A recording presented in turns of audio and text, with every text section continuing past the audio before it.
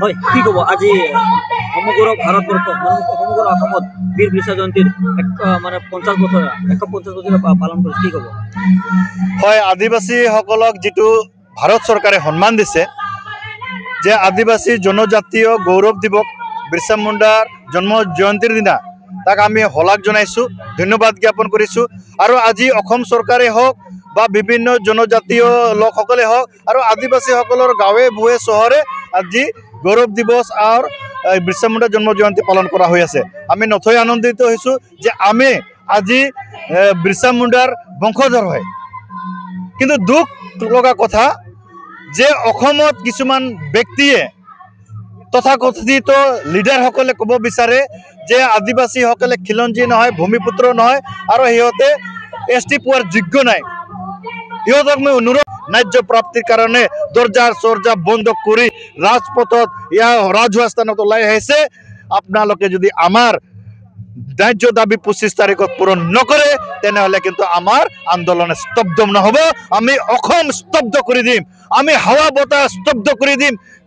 গৰু ছাগলী মুৰ্গী ছাৱা পুতা সব আমি ওলাই লৈ আহি ৰাজপথ বন্ধ কৰি দিম ট্ৰেন লাইন স্তব্ধ কৰি দিম এয়াই আমাৰ আদিবাসী ছাত্ৰ সন্থাৰ হুংকাৰ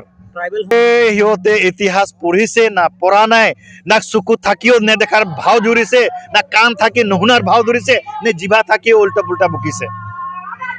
মই বাৰে বাৰে কৈ আছো যে আদিবাসী সকলৰ 5000ৰ উপৰিও এই অসমৰ ভূমিৰ ইতিহাস আছে আমি কোৱা নাই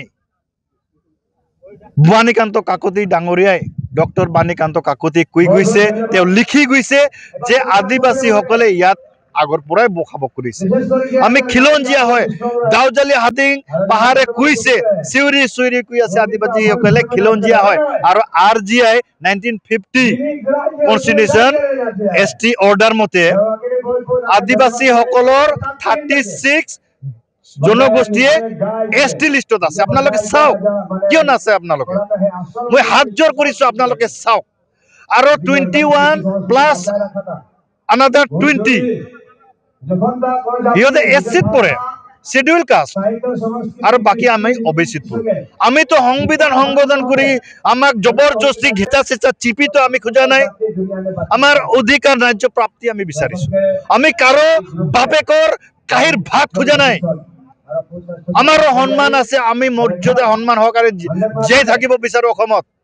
আমি নিজৰ অধিকাৰ বিচাৰি আছো কাৰো বাপৰ সম্পত্তি বিচৰা নাই আৰু ইয়া ইতিহাসে ইয়া সংবিধানে দিব সৰকাৰে দিব আমি কাৰো ওচৰত ভিক্ষা খোজা নাই আমি সংগ্ৰাম কৰিছো অধিকাৰ কৰিছো আৰু ইয়া আমাৰ প্ৰাপ্য হয়